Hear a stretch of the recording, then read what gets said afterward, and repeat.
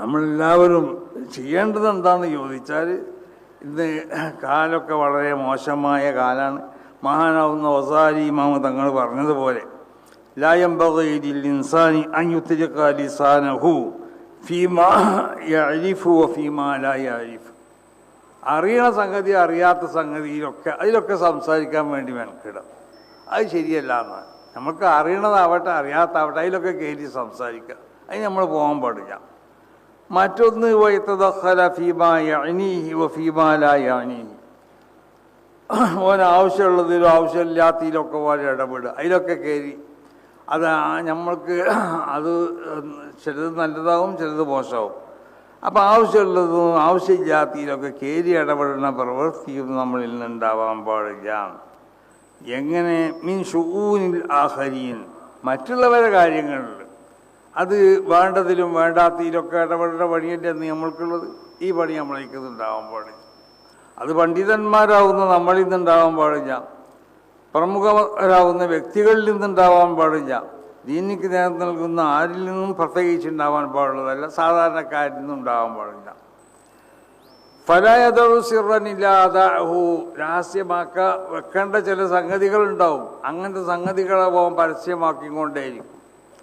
ആവശ്യമുള്ളതിലും ആവശ്യമില്ലാത്തതിലൊക്കെ ഇടപെട്ടാൽ ഉണ്ടാവുന്ന അവസ്ഥയാണത്. വലാ യതഖയ്യലു ഹദസൻ ഇല്ലാ ജഅലഹു ഹഖീഖതൻ. ഓൻ കേൾക്കണ ഏത് സംഗതികളോ അവൻ്റെ ഭാവനയുള്ളതൊക്കെ എന്താക്കുക, സത്യമായി മനസ്സിലാക്കുക. സത്യമായി മനസ്സിലാക്കിയിട്ട് പിന്നെ അതനുസരിച്ചാവും അവൻ്റെ പ്രവർത്തനം. ഇപ്പോൾ ഈ മീഡിയകളൊക്കെ ഇല്ലേ, ഇപ്പോൾ ഇന്നലെ രാവിലെ ഏതൊരു മീഡിയയിലുണ്ടായിരുന്നു, പിന്നെ സമസ്ത കേരള ജമിയത്തുൽ ഉലമ, പിന്നെ VD സതീശൻ മുഖ്യമന്ത്രിയാവാണെന്ന് പറഞ്ഞു. നമ്മളങ്ങനെ യോഗമൊന്നും കൂടിയിട്ടില്ല. അങ്ങനെ സമസ്ത മുഷാവറ കഴിഞ്ഞ അടുത്ത മാസത്തിൽ നടക്കുന്നതിന്. അപ്പോൾ അതിൻ്റെ മുമ്പന്നെ സമസ്ത കേരള ജമിയത്തുൽ ഉലമ. അപ്പോൾ ആരെങ്കിലും ആളുകൾ സമസ്ത എന്നുള്ള പേരിൽ പറയുക, അല്ലെങ്കിൽ പറഞ്ഞതോ പറയാത്തതോ അതൊക്കെ പിന്നെ മീഡിയയിൽ കൂടി. നമുക്കെന്താ, ആര് മുഖ്യമന്ത്രിയായി? കോൺഗ്രസ് ആണ് അത് തീരുമാനിക്കേണ്ടത്. അതിനൊരു ഐക്യവേണ്ടിയൊക്കെ ഉണ്ടല്ലോ. പിന്നെ നമ്മളോട് അത് ചോദിക്കേണ്ട ആവശ്യമില്ല. ഇതിൻ്റെ ഡൽഹിക്ക് കൊണ്ട് ആവശ്യമില്ലല്ലോ. ഇവിടെ വന്ന് നമ്മളോട് ആരും ചോദിച്ചാൽ മതി ആരെയാക്കേണ്ടിന്ന്. ഇത് ഇവിടുന്ന് ഡൽഹിക്ക് പോയി പോകുമ്പോൾ തന്നെ നിങ്ങൾക്ക് മനസ്സിലായിക്കൂടെ, അത് അവിടെ ഡൽഹിയിൽ നിന്നാണ് അത് തീരുമാനിക്കേണ്ടത്. അവർക്ക് ഐക്യവേണ്ടുണ്ട്. അത് വലിയൊരു സംവിധാനമാണ്. കോൺഗ്രസ് വലിയൊരു സംവിധാനമാണ്. 1063 MLA-മാരുണ്ടെങ്കിൽ ഈ ജയിച്ചോലൊക്കെ അതിന് പറ്റുന്നവരാണ്. പിന്നെ അതിൽ നിന്ന് ആരാണ് പ്രഗത്ഭൻ നോക്കിയിട്ട് അവർ തീരുമാനിക്കും അത്. പിന്നെ നമ്മളൊന്നും അതിൽ അഭിപ്രായം പറയുക, കത്ത് കൊടുക്കേണ്ടതൊന്നും ആവശ്യമില്ല. മനസ്സിലായില്ലേ? നമ്മൾക്ക് ആര് വന്നാലും അവരിൽ നിന്നുള്ള സഹായം നമുക്ക് കിട്ടുമെന്നുള്ളത് ഉറപ്പാണ്. നമ്മുടെ കേരളത്തിൽ ആര് കോൺഗ്രസിൻ്റെ ഏത് മുഖ്യമന്ത്രി ആയാലും വേണ്ടില്ല, ഇനി വേറുള്ള പാർട്ടികളിൽ നിന്നുള്ള ഏതെങ്കിലും മുഖ്യമന്ത്രി എന്തായാലും വേണ്ടില്ല, സമസ്ത കേരള ജമിയത്തുൽ ഉലമയെ അവഗണിച്ചുകൊണ്ട് ആർക്കും മുന്നോട്ട് പോകാൻ സാധ്യമല്ല എന്നുള്ളത് ഉണർത്തും. അപ്പോൾ ഈ ഒരു അവസ്ഥ മനസ്സിലാക്കി തരാനാണ് റസൂലുള്ളാഹി സ്വല്ലല്ലാഹു അലൈഹി വസല്ലമ തങ്ങൾ പറഞ്ഞു, യാ മഅ്ശറ മൻ ആമന ബിലിസാനിഹി, നാവുകൊണ്ട് വിശ്വസിച്ച ആളുകളെ, വലൻ യദ്ഖുലിൽ ഈമാനു ഖൽബഹു, ഈമാൻ അവൻ്റെ ഹൃദയത്തിലേക്ക് കടന്നിട്ടില്ല. അവരോടുള്ളൊരു ഉപദേശമാണ് റസൂലുള്ളാഹി, ലാ തഗ്താബുൽ മുസ്ലിമീൻ, മുസ്ലിമീങ്ങൾ ഗീബത്ത് പറഞ്ഞ പണിയായിട്ട് നടക്കരുത്. ഇപ്പം അതല്ലേ നടക്കുന്നത്. എല്ലാവരും യൂട്യൂബിലും മറ്റുമൊക്കെ മുസ്ലിമീങ്ങൾ പരസ്പരം അവരെ ഗീബത്ത്, വലാ തത്തബിഉ ഔറാത്തിഹിം, അവർക്കുള്ള അപമാനങ്ങൾ അത് ചിക്കി കുത്തി നോക്കാൻ വേണ്ടി ആരും ശ്രമിക്കുകയും ചെയ്യരുത്.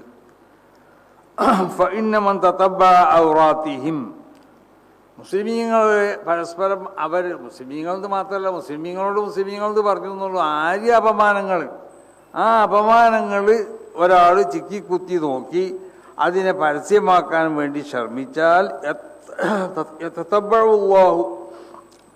ഔറത്തഹു, അവൻ്റെ അപമാനങ്ങളെ അല്ലാഹു സുബ്ഹാനഹു വ തആല ചിക്കി പരതി നോക്കി അല്ലാഹു അതിനെ പരിശോധിച്ച്, വമൻ യതതബ്ബഇല്ലാഹു ഔറത്തഹു, ആരെങ്കിലും ഒരാളുടെ അപമാനത്തിന് അല്ലാഹു സുബ്ഹാനഹു വ തആല ചിക്കി കുത്തി പരിശോധിച്ച് നോക്കിയാൽ യുഫ്ളിഉഹുല്ലാഹ്, അല്ലാഹു അവനെ വശത്തത്തിലാക്കും. വലൗ ഫീ ബൈത്തി, അവൻ്റെ വീട്ടിലാണെങ്കിലും. അപ്പോൾ വീട്ടിൽ പോയി ഇരുന്നാലും അല്ലാഹു സുബ്ഹാനഹു വ തആല വശത്തത്തിലാക്കും. നമ്മൾ മറ്റുള്ളവർക്കുള്ള അപമാനങ്ങൾ അത് പരിശോധിച്ച് കണ്ട് അതിനെപ്പറ്റി ഇങ്ങനെ യൂട്യൂബിലും മറ്റും നമ്മൾക്ക് അതിന് കുറേ ആളുകൾ കണ്ടാലേ എന്തെങ്കിലും വരുമാനം ഉണ്ടാവുമല്ലോ.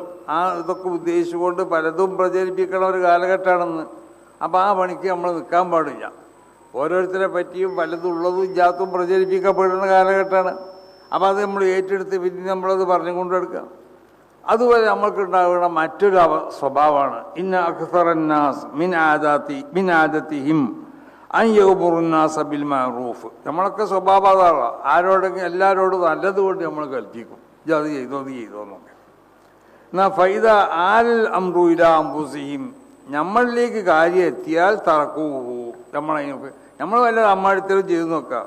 എന്നാൽ നമ്മൾ ഹത്താ ഇന്ന അഖ്ബഹൽ ഖബീഹ് ഇദാ സദറ അൻഹും കാന ഫീ മഹല്ലിൽ മുസാമഹ. നമ്മളിൽ നിന്ന് എന്തെങ്കിലും വൃത്തികേടുകൾ ഉണ്ടായാൽ അത് സാരില്ല എന്ന് പറയും.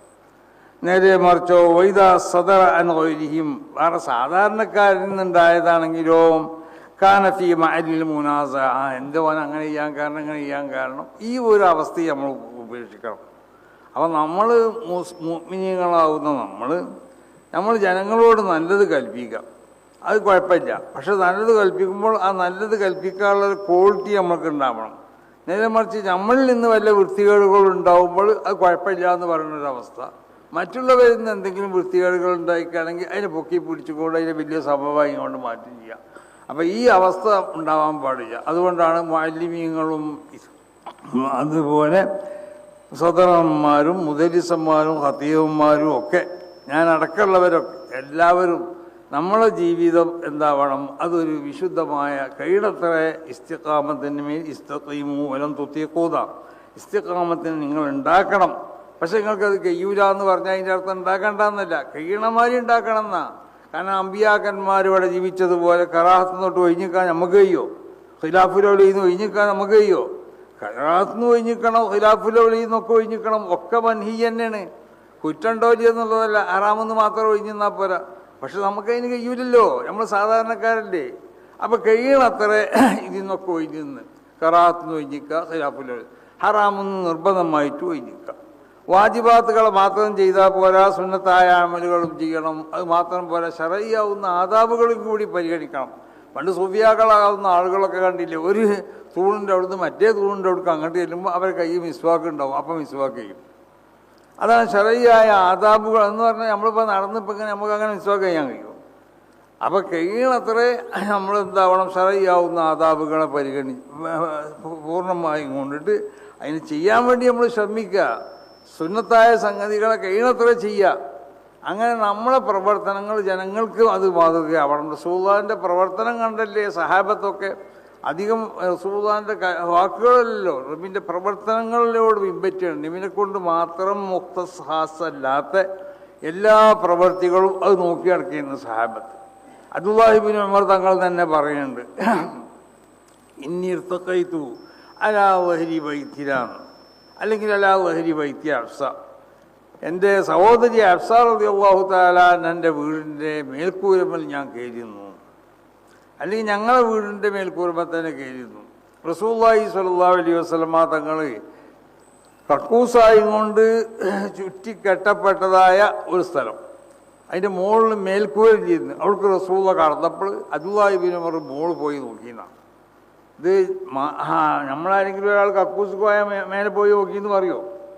അതൊരു മാന്യനി ചോദിച്ചതല്ലോ. പക്ഷേ റസൂലുള്ളാഹിൻ്റെ ഔറത്ത് കാണാൻ വേണ്ടിയല്ല അബ്ദുല്ലാഹി ഇബ്നു ഉമർ പോയത്. അബ്ദുല്ലാഹി ഇബ്നു ഉമർ റളിയല്ലാഹു തആല അൻഹു സഹാബത്തിൻ്റെ കൂട്ടത്തിൽപ്പെട്ട മുജ്തഹിദാവുന്ന വലിയ മഹാനാണ്. മൂപ്പരെ പിൻപറ്റിയ ഒരുപാട് സഹാബത്തുണ്ട്. ഇജ്തിഹാദ് ചെയ്യാത്ത പല ആളുകളും അബ്ദുല്ലാഹി ഇബ്നു ഉമർ തങ്ങളെ പിൻപറ്റിയത്. അങ്ങനത്തെ വലിയ മഹാനാണ് അബ്ദുല്ലാഹി ഇബ്നു ഉമർ. അബ്ദുല്ലാഹി ഇബ്നു ഉമർ ഇതിന് കയറി നോക്കിയത് റസൂലുള്ളാഹിൻ്റെ ഔറത്താരെയും നോക്കുമോ? അങ്ങനെ നോക്കിയാൽ അവൻ്റെ കണ്ണ് പിന്നെ ഉണ്ടാവുമോ? ഒരിക്കലും ഉണ്ടാവില്ല. അവൻ്റെ കണ്ണിന് കാഴ്ച നഷ്ടപ്പെടുന്ന. അപ്പം അബ്ദുല്ലാഹി ഇബ്നു ഉമർ ഒരു മസല പഠിക്കാൻ വേണ്ടിയാണ് പോയത്. എന്താ മസല?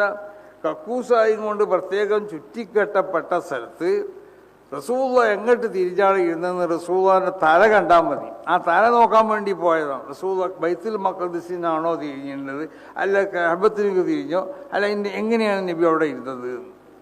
അത്രമാത്രം റസൂലുള്ളാഹിൻ്റെ അഫ്ആലുകളെ ചിക്കി പരതി നോക്കി അത് ജീവിതത്തിലേക്ക്. അപ്പോൾ ഒരു മസലെന്താ, പ്രത്യേകമായും കൊണ്ട് സജ്ജമാക്കപ്പെട്ട മുഅദ്ദാവുന്നതായ ഇതുപോലുള്ള സ്ഥലങ്ങളിൽ അവിടെ ഖിബ്ലക്ക് പിന്നിടുക, ബൈത്തുൽ മഖ്ദിസിന് പിന്നിടുക, ഇത് മുന്നിട ഇതിൻ്റെയൊക്കെ ഹുക്കുമുകൾ എന്താണെന്നുള്ളത് മനസ്സിലാക്കാൻ വേണ്ടിയാണ് മൂപ്പര് കേരി നോക്കിയത്.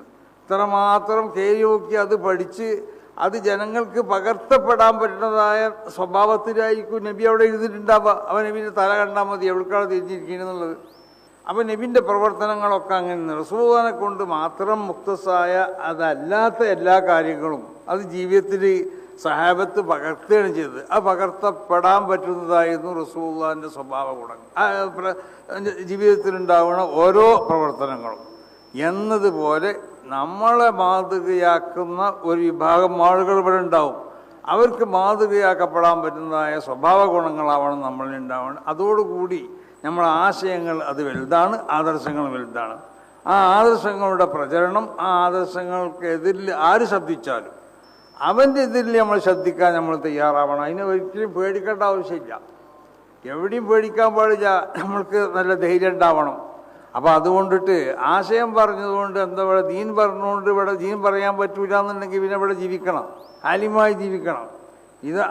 ഇതാ വഹറത്തിൽ സക്കത്തൽ ആലിംന, വിദ്യാർത്ഥികളോടെ പ്രത്യക്ഷപ്പെടുക, ആലിമി മിണ്ടാതിരുന്നും ചെയ്താൽ അലൈഹി ലഅനത്തുല്ലാഹ്, അവൻക്കാണ് അവൻ്റെ മേൽ ലഅനത്തുണ്ടാവും.